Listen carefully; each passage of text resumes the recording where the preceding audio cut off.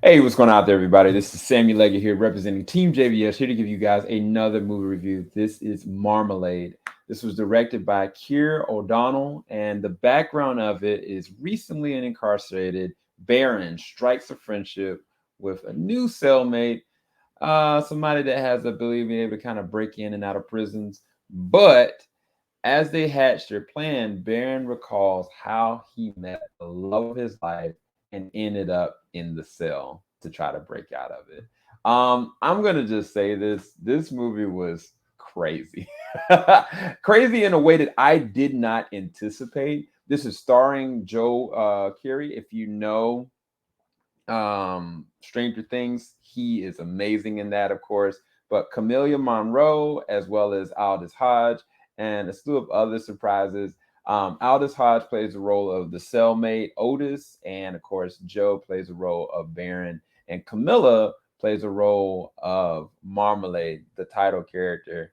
And I'm gonna go and give you guys my breakdown on what I thought about it. So, Marmalade to me was one of those movies that you think is one thing and it's not, in a really good way. Because when you first kind of get established on kind of who Baron is as a character, you're kind of like, oh well, he's kind of lovable and at the same time kind of weird and eccentric. You don't really know kind of where he fits. But the moment that he meets Marmalade, and she's just such a pistol, um, she's very eccentric too, but a very scary kind of way. But yet they have a very intimate bond and a deepness about them. So you can really see how they click very quickly.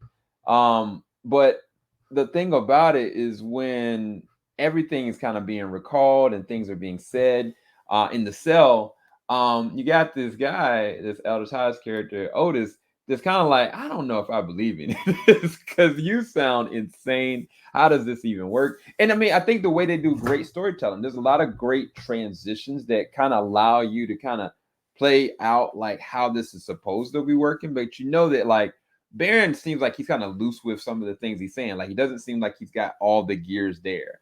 And you know, he's kind of talking about like his mother who's been very sick, and kind of like also the conversation that he's had about the town, how he's just never left there. He hasn't done anything, but yet he seems like he's pretty smart.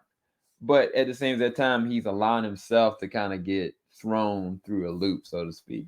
The things that work really well again are the transition and how they do the story threading in this one. I think that the way that they position the story from the moment that you begin the movie to the moment that it ends, you're all the way enamored into it. I think it reminds me a little bit of Baby Driver in the way they kind of establish like the foundations.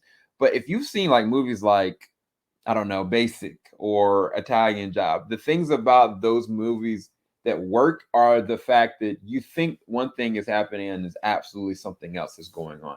But that doesn't eliminate the fact that there's still lives in jeopardy. There's actually a feeling of dread because you don't know where the character is going to end up. And I think that that's why you still keep engaged with this movie. The other thing that I'll say is the performances. I think that one of the things I'll say about Joe in this is that he he and Camilla have an amazing chemistry. But as the movie moves on, you really appreciate how subtle nuances and things that he puts into the character of Baron. And I'm just in awe of kind of how he threads that line. But I will give the flowers to Camilla in her performance as Marmalade. She is amazing. She lights up every single scene she's in. Like sometimes you're kind of scared of her, sometimes you think she's adorable. There's a sequence that takes place like outside in the car, and like she's kind of divulging everything. She's talking about certain things and moments that are happening, and she's just breaking, right? And the way that they even did that scene, the transition of it, it was just so well done. There's not much to gawk at in terms of like, it's not heavy CG, it's not an action based thing, but it is also a heist film. There are moments where it gets really dark. There are moments where there's death involved. But then there's moments where it's really tongue in cheek. There's comedy, there's flair. It's got the whole entire package. I really am surprised how good this movie is because more people really should know about it. I'm really intrigued to see how many people actually went and checked out Marmalade thinking, are you talking about this Marmalade or are you talking about something else? But again, this cast of three are amazing. I think with Keir's direction, they do a really good job of keeping you engaged with the story threads. I think it's shot pretty well. They do some interesting things with shots in this. I think the engagement from an entertainment level, I think that there's moments you're gonna cry, there's moments you're gonna laugh, absolutely.